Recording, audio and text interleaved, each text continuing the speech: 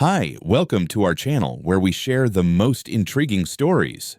When a retired federal agent buys a forgotten piece of land for a quiet life, he doesn't expect war. But when a powerful HOA tries to erase him through lies, forged documents, and midnight raids, he fights back with drones, law, and a burning sense of justice. This is no suburban drama. When I first laid eyes on the land, it was nothing but dry wind, a weathered gate hanging on rusted hinges, and 5,000 acres of solitude whispering my name. Most people would have seen abandonment, ghosts of cattle fences, a barn roof collapsed like a crushed beer can, no cell signal unless you stood on a rock with one arm raised to the sky like a sacrifice. But me, I saw freedom.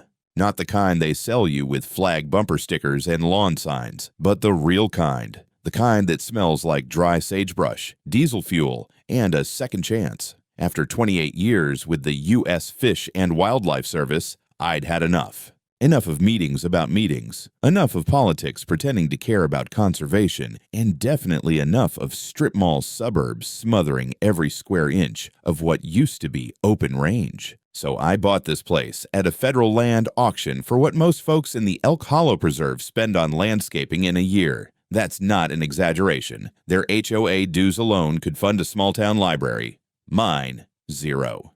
Because my land isn't part of any damned association. The previous owners, a bankrupt agricorp out of Nebraska, had defaulted hard, left the property rotting after their water rights dried up, and their accountants ran off with whatever wasn't nailed down. Their loss, my redemption. Along with the land came the mineral rights, limited water use from the creek that slices across the western edge, and most importantly, a private road easement that snakes past the fancy gates of Elk Hollow and up to my southern ridge. Legally recorded, federally approved. A beautiful loophole for a man like me. I moved in with my dog, Scout, a 12-year-old blue heeler who's better company than most humans. We set up camp in what used to be the foreman's cabin, now refurbished with solar panels, a backup generator, and a satellite link fast enough to file court motions, which, as it turns out, I'd soon need. 2 days after I brought the horses in and locked the new steel gates behind me, they came. A white Tahoe, county sheriff logos on the side. 2 uniforms stepped out, one older, probably ex-military like me, and a younger one who looked like he still got ID'd buying beer. I met them halfway down the dirt path, clipboard already in hand. Scout stood beside me, tail stiff, ears perked, like he smelled bullshit before it spoke. "You Calvin Broxton?" the older deputy asked. "Sure am," I said. Something wrong.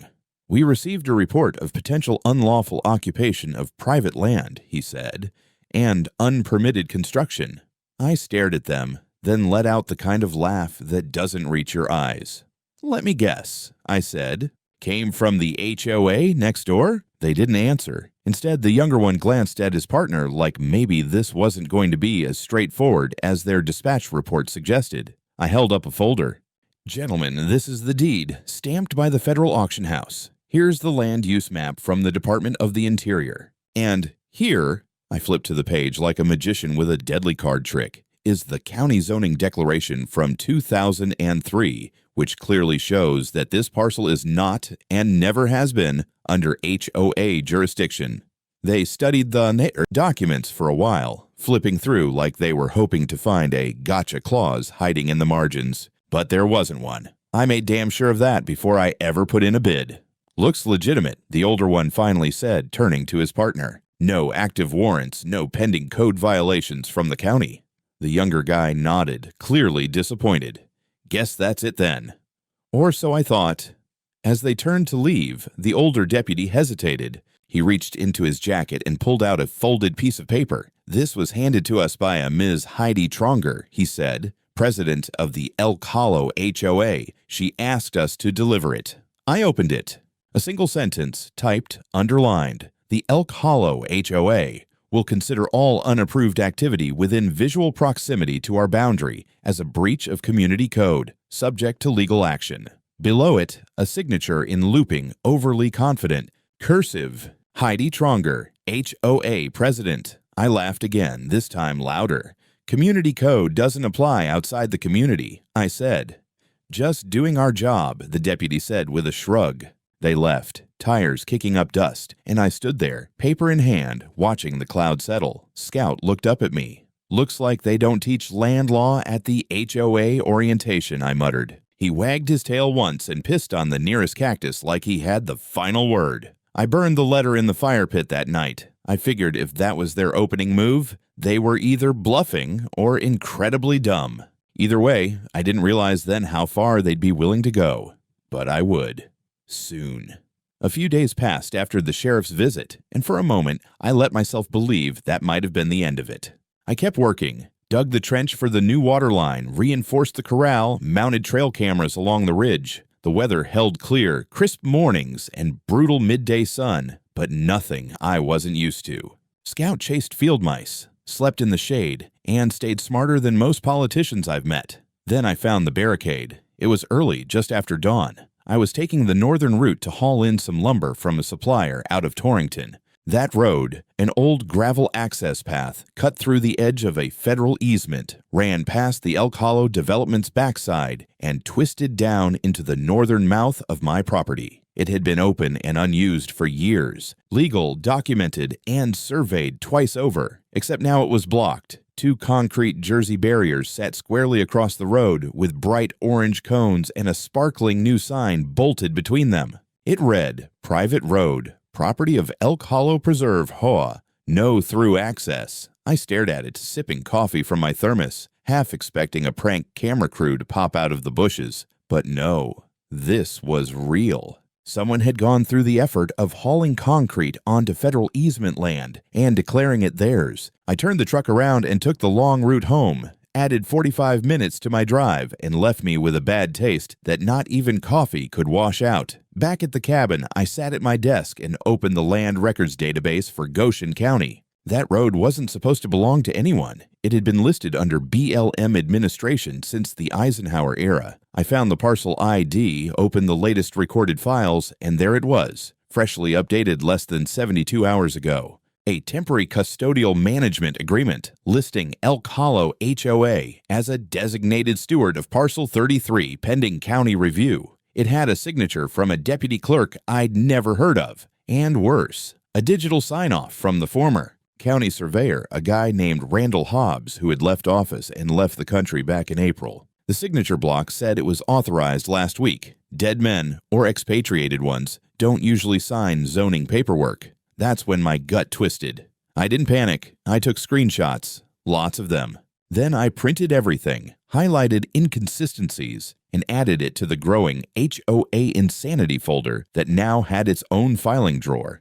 I drove into town the next morning to speak with someone at the county assessor's office, but the clerk at the front desk gave me the usual small-town smile with big city evasion. "Sir, if the road's in review status, I'm afraid it's out of our hands for now."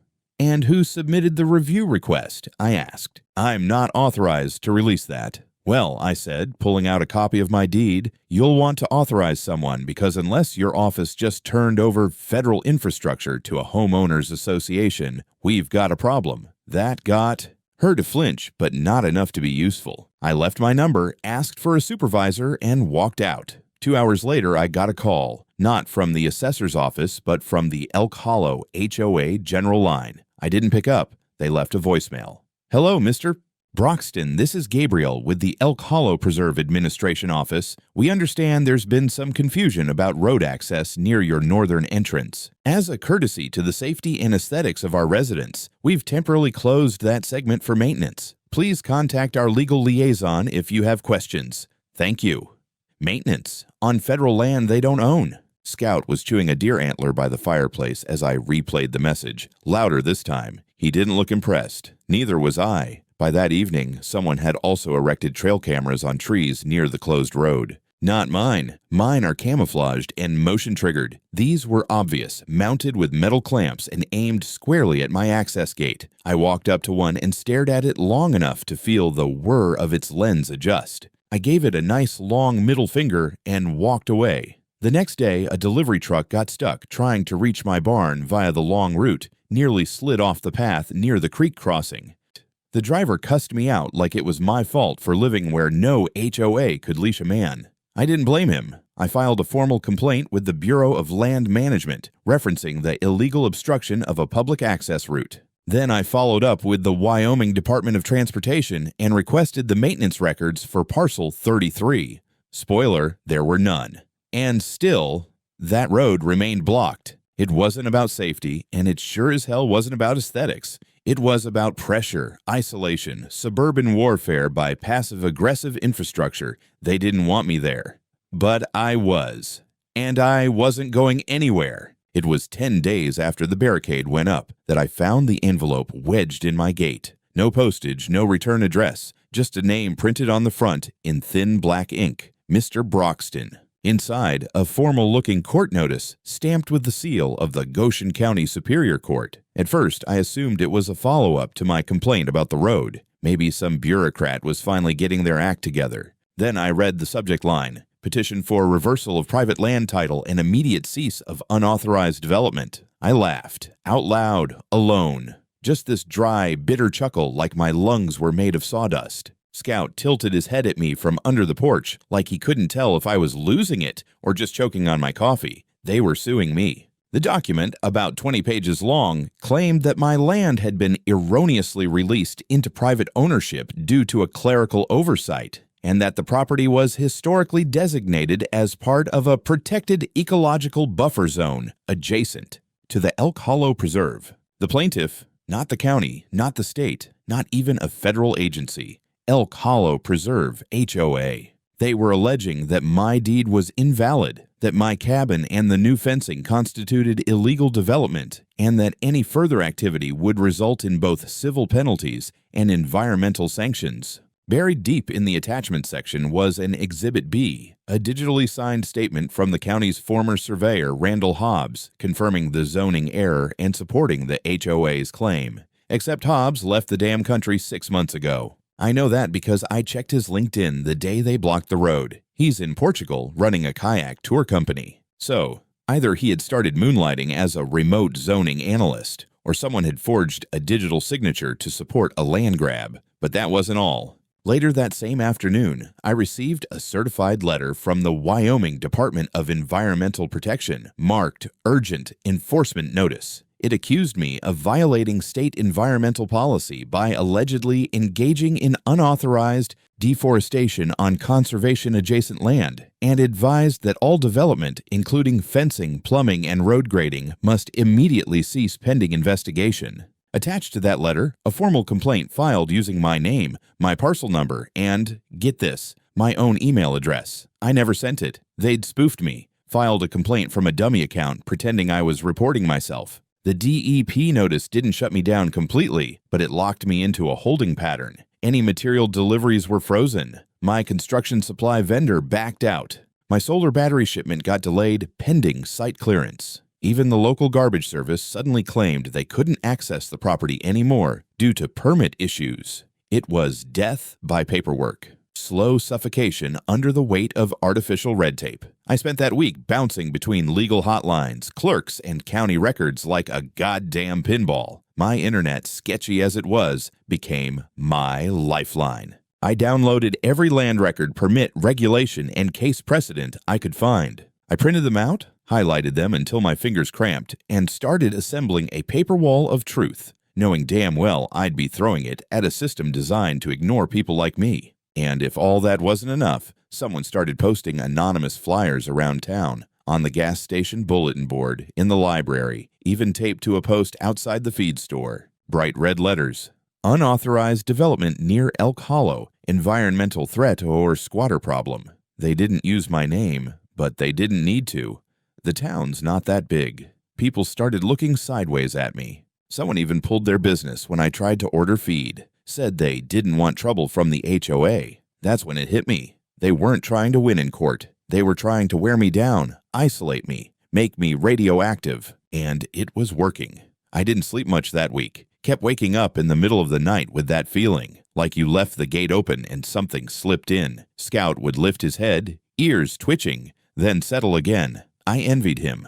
I used to sleep like that back when things made sense. When a deed meant ownership and neighbors stayed on their side of the fence. Now I was under siege. Not with guns or pitchforks, but with keyboards, forged files, and zoning codes twisted into weapons, and they'd just fired their biggest shot yet. There's a certain point in a siege when you stop waiting for it to end and start planning your counterattack. For me, that point came around 2 in the morning, after I'd spent 3 sleepless nights sifting through legal documents under a kerosene lamp while Scout snored like a freight train beside the wood stove. I'd had enough. The next morning, I drove into town with a mission. First stop, the county prosecutor's office. Now, I knew I wouldn't get past reception without a fight, especially since I was the subject of what was now, on paper, an active civil land dispute. But I wasn't banking on bureaucracy.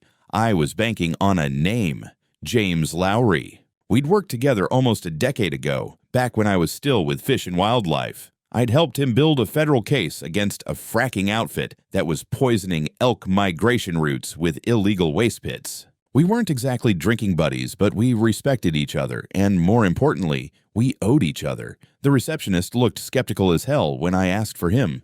"Do you have an appointment?" "No," I said. "Tell him it's Calvin Broxton. He'll know." She left. 5 minutes later, James came out himself. He looked the same square jaw, same pinched expression like he'd swallowed a lemon. When he saw me, it softened, just barely. "Well, hell," he said. "You pissed somebody off good, didn't you?" "You don't know the half of it," I said. He took me into his office, closed the door, and I laid it all out. Every fake document, every faked complaint, every trail camera and forged zoning record. I handed him a binder thick enough to kill a man with and watched his expression go from amused to flat-out pissed. "Whoever's doing this," I said, "they forged Hobbs's signature. That's federal." He didn't answer at first. Just flipped through the evidence, lips tight. Finally, he said, "Let me make some calls."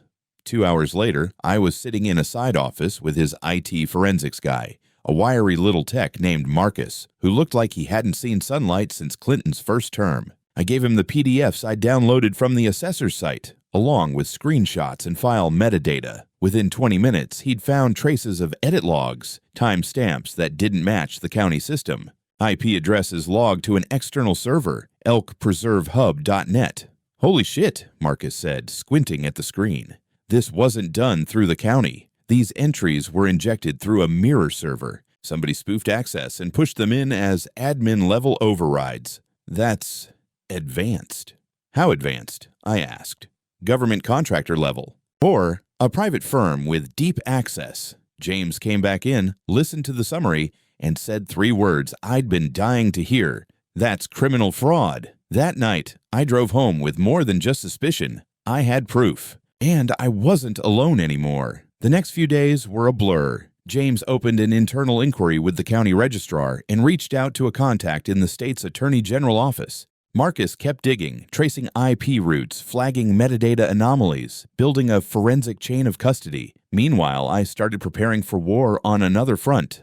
A friend of mine from Laramie put me in touch with a young investigative journalist named Sarah Esteban. She was hungry, skeptical, and already 2 weeks deep into a piece about rising corruption in privatized HOA zones across the Mountain West. I invited her out to the ranch. She showed up with a notepad, a camera, and more questions than a grand jury. I walked her through everything. She took photos of the barricades, the phony road signs, even filmed a short video of me standing beside the closed northern access route, holding up the real federal easement map.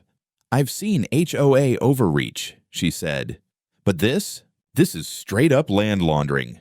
That term stuck in my head. By the end of the week, Sarah had filed a Freedom of Information Act request to the county to obtain all correspondences between the Elk Hollow HOA and local officials over the past 12 months. James promised to back her if they stonewalled. Marcus gave her a thumb drive of de-identified metadata showing the forged server activity. And me?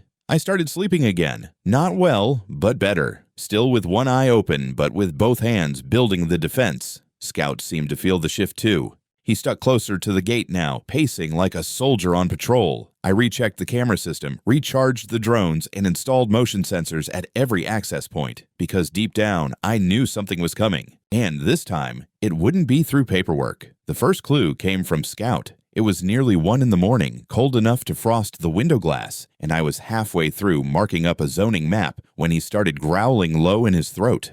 Not the bark for fun kind of noise, but the deep, bone vibration kind, an ancient sound dogs make when they smell something they've never liked and never will. I grabbed the thermal scope from the windowsill and scanned the southern fence line.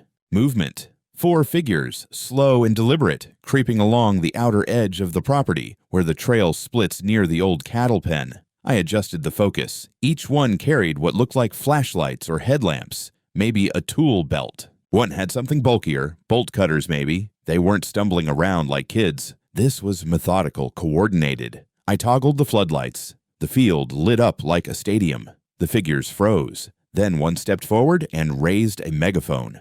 I cracked the front door just enough to hear him shout, "This is a community oversight inspection authorized under Section 7 of Elk Hollow Preserve Code. You are required to present identification and permit documentation." I had to laugh. They were wearing black jackets with patches that read, "Elk Hollow Community Patrol," like some budget cosplay version of a SWAT team. No uniforms, no badges, just the smug confidence of people who think a clipboard is the same thing as a warrant. "You're on private land," I yelled back. "Turn around, now." No reply. The one with the bolt cutters peeled off toward the east gate. Another aimed what looked like a handheld camera at my cabin. That's when I switched to full lockdown. I triggered the automated camera drones. 4 of them lifted off from the charging station by the barn, buzzing through the night like oversized wasps. The intruders panicked. One ducked, the others scattered. The bolt cutter guy made it to the gate and started working on the lock. I called the sheriff. "This is Broxton. I've got 4 unauthorized individuals attempting forced entry at my southern gate. They're dressed as some kind of rogue HOA patrol. I've got real-time surveillance footage. I need deputies dispatched immediately." "Understood. Units en route," the dispatcher said, calm as a Sunday sermon. Outside, one of the drones hovered above the gate as the would-be commando tried to cut through the lock. I had a camera feed on my phone showing his face up close, sweating, wide-eyed, lit in red infrared like a deer about to become a bumper story. Scout barked once, loud. That was enough to send one of them running back toward the road. The rest didn't make it far. 15 minutes later, 2 sheriff's vehicles came blazing up the ranch road. The high beams washed over the field, catching the patrol dead in their tracks. 2 tried to run. 1 tripped and went down hard. The last guy, the bolt cutter, froze and raised both hands like he'd just remembered how prison works. The deputies were efficient, cuffed 2, detained a 3rd, and gathered up the gear they dropped when they scattered. A knockoff clipboard labeled Inspection Protocol, some night vision goggles, bolt cutters, duct tape, and a printed aerial map of my property with handwritten notes, camera blind spots, gate access priority, and possible livestock distraction. That one chilled me more than I expected. After the scene was cleared, I gave the lead deputy a USB stick with the entire incident recorded from 3 different angles. The drone footage was crystal clear. Names, faces, actions. No room for misunderstandings. "Any idea who they are?" he asked. "Take a wild guess," I said. "They're not my book club." One of the detained men turned out to be Noah Brady, son of the Elk Hollow HOA's legal counsel, Christopher Brady. Small world, isn't it? By sunrise, I was drinking black coffee by the fire, watching local law haul their gear off into evidence bags. One deputy handed me a form to sign and said, "I'm pretty sure this counts as felony trespass, attempted forced entry, and impersonation of a public official. Might even throw in conspiracy. You think they'll actually charge them?" He shrugged. "Someone's going to want to bury this, but the footage makes it hard." I nodded. "Good. Because the footage goes live in an hour." Sarah, the journalist, uploaded the video to her network's YouTube channel at 7 a.m. sharp. She edited it masterfully. Close-up drone shots, audio from my phone call to dispatch, a split screen of me calmly narrating events from my porch while grown men dressed like HOA commandos tripped over tumbleweeds trying to avoid arrest. The headline?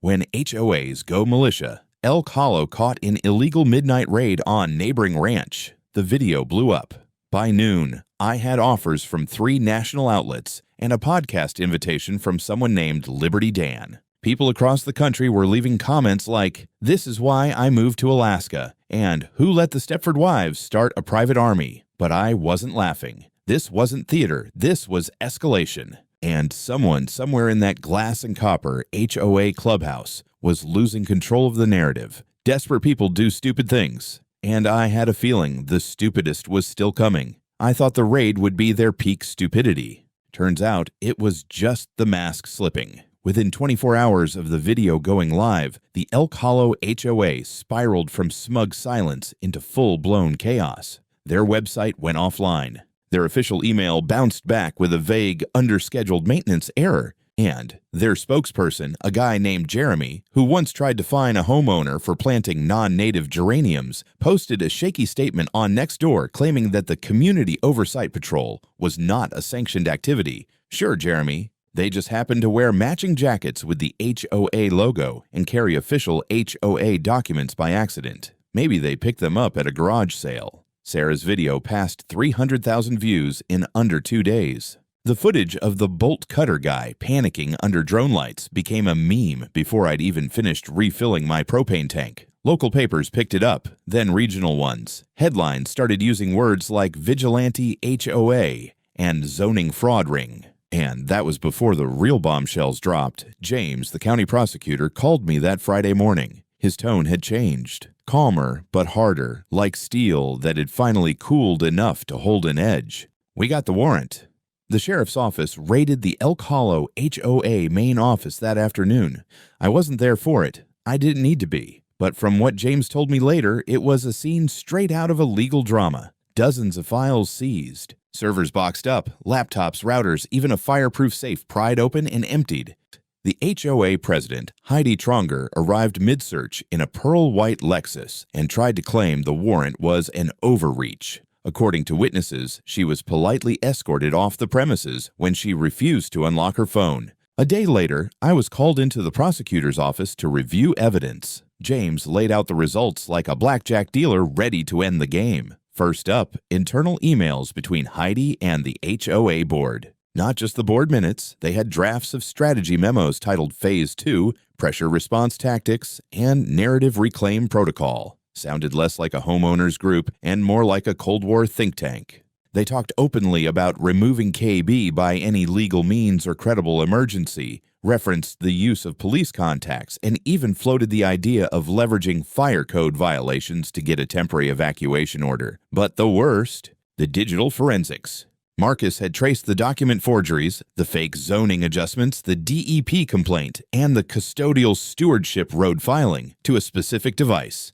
A desktop workstation inside the HOA office, used by their legal counsel's paralegal. That paralegal, same last name as one of the night raiders. Family business, I guess. The signature of former surveyor Randall Hobbs had been lifted from an old digital property audit, PDF, traced and repasted into a fabricated zoning form. Time-stamped, IP logged, the entire thing stitched together like a bad forgery school project. They had even photoshopped a fake email thread from the Department of the Interior to make it look like the federal auction of my land was in error. The email used Comic Sans. Comic Sans. You'd think if you're trying to fake a federal email, you'd at least go with Arial. Sarah ran a second story that weekend, now with verified records and internal emails. This time, the headline pulled no punches. Documents reveal HOA conspired to fabricate land claims, engineer harassment campaign. National attention followed. A CNN affiliate called, then NBC. Someone from ProPublica asked if I'd go on record. I declined most interviews. I wasn't doing this for attention. I wanted it on record, sure, but I didn't want to be turned into a cause, or worse, a brand. Still, I was invited to a closed-door town council hearing. The room was packed, tense. The mayor, red-faced and visibly sweating, opened with a boilerplate statement about deep concern over recent developments. But what mattered was what came after. James presented the findings publicly, sparing no one. He dropped names, the HOA president, her attorney, a county planning official, and even a city zoning aide who'd accidentally processed the phony documents without verification. It was ugly. Heidi sat in the front row, lips pressed so tight they turned white. She didn't speak. Her lawyer did, a clean-shaven man in a navy suit who said words like allegations, misunderstandings, and process irregularities. It didn't help. The sheriff stood up at the end and announced that arrests were imminent. I walked out of that building into the bright Wyoming sun, dust in my boots, and a half smile under my beard. Not because it was over, not yet. But because they'd finally stopped pretending, it was just after dawn when the convoy rolled in. The sun had barely cracked the horizon, casting long golden lines across the frost-bitten roads of Elk Hollow. A stillness hung in the air, the kind that settles over a place before a storm, even if the clouds haven't yet gathered. The wind carried the scent of pine and dry earth, but underneath it, something else lingered. Anticipation, judgment, the end of something that had gone on far too long. They didn't come with sirens. They didn't need to. 3 sheriff's cruisers moved in formation like chess pieces, followed by a black SUV with federal plates and a matte gray van stenciled with the words Evidence Collection Unit in block letters that seemed to hum with finality. Their engines were low and deliberate, barely louder than the gravel crunching beneath them. No flashing lights, no shouting, just that slow, relentless inevitability. I stood up at the ridge with Scout, coffee in hand, watching the whole thing unfold through the scope mounted on my tripod. 1 mile out, perfect line of sight. The lens caught the glint of metal cuffs before I even registered what was happening. Heidi Tronger, president of the Elk Hollow HOA, queen of bureaucracy, tyrant of trimmed hedges, was being arrested at the wrought iron gates of the community clubhouse. Her blazer was pressed, her hair immaculate, not a strand out of place. She didn't resist, didn't yell, just stared ahead like she couldn't quite believe the world had turned on her. 2 deputies flanked her, cuffing her hands behind her back with the kind of quiet professionalism reserved for delicate targets, like they were restraining a swan that might bite if startled. No force, no theatrics, but the message was clear. Her lawyer arrived 15 minutes too late. Classic. He tried to flash credentials, argue procedural issues. The lead officer didn't even entertain it, just pointed toward the street, then turned his back. By 9 o'clock in the morning, word had spread through town like wildfire in cheatgrass. Texts rolled in from all corners, friends, contractors, city clerks, even the guy at the feed store who once told me to just let it go. One message just said, "She's done." But it wasn't just about Heidi. This wasn't a solo act. This was a full-blown takedown. The charges came down like a hailstorm. 14 criminal counts, forgery of public records, conspiracy to defraud a government entity, unlawful impersonation of a regulatory official, interference with municipal zoning procedures, criminal, trespass with administrative enhancement, and more. The dragnet didn't stop with her. Her co-conspirators took hits too. The HOA's in-house attorney was slapped with obstruction of justice and aiding in the fabrication of official documents. A city zoning aide, someone who'd coincidentally lost my parcel documents, was charged with accepting improper influence and dereliction of duty. Even the paralegal who forged the infamous fake email in Comic Sans, no less, was indicted for willful document fraud. Harsh, maybe, but not undeserved. Later that afternoon, James Lowry, regional DA, held a press conference flanked by 3 state officials and 2 very serious-looking men in gray suits. He stood before the podium like he was reading a sermon, and maybe he was. Each charge was listed slowly, deliberately, as if to burn them into the public record. Sarah, local reporter, sat in the front row. When he finished, she stood and asked the one question everyone had been holding their breath for. What happens to the Elk Hollow HOA now? James looked directly into the cameras, no hesitation. The state is initiating a formal motion to revoke their authority as a homeowners association, pending the outcome of a full forensic investigation. Interim community management will be appointed by the county. Effective immediately, Elk Hollow will no longer be governed by its existing HOA board. The silence that followed was thick. Then came murmurs, then nods. Then, from the back of the room, applause, soft but real, the kind that carried years of resentment and relief. Within a week, things moved fast. The illegal barricades at the North Road, gone. The bogus restricted access signs, confiscated. My parcel officially reaffirmed in my name, clean and clear. Even the Department of Environmental Protection, which had once threatened me with fines, issued a formal apology letter on letterhead, typed in Times New Roman, not Comic Sans, and lifted all activity restrictions. Suddenly, calls got returned. Contractors who had ghosted me were back. My solar battery order was delivered. The fencing crew showed up early, eager even. The garbage service, which had mysteriously stopped weeks ago, resumed without explanation. Like roaches after the light returns. Then the civil ruling came down. The judge ruled in my favor across the board. Title secured, rights restored, civil damages awarded, HOA fined $850,000, most of it set aside for restitution and infrastructure repair. I didn't take a dime of the restitution for myself. Instead, I asked the court to divide it between the county's public records digitization project and a wildlife preservation grant that helps maintain the ridgelines around Elk Hollow. Figure if they wanted to mess with a retired federal agent, the least they could do was fund a few more. As for Heidi, 14 years, no parole before 6. At sentencing, she didn't speak, didn't cry. Just sat there rigid, expression neutral, like it was all happening to someone else. She wasn't the only one in denial. In the weeks that followed, some of the very same residents who once waved HOA newsletters in my face started showing up at my gate. Some brought casseroles, some brought apologies. One guy, in cargo shorts and shame, handed me a 6-pack of Artisan IPA and muttered, "I didn't vote for her." I looked him square in the eye. "This isn't an election," I said. Then I took the beer. Wyoming hospitality and all. The county assigned an interim administrator to oversee the transition, while a long overdue audit of Elk Hollow's governance began. There was talk of dissolving the HOA entirely. I didn't care one way or the other. I had my land. I had my rights. And finally, I had peace. Not silence born of fear. Not quiet like a loaded gun sitting on a kitchen table. Real quiet. The kind that comes after a storm passes and the trees are still standing. The kind you can breathe in. The kind you can believe in. The kind you fight for.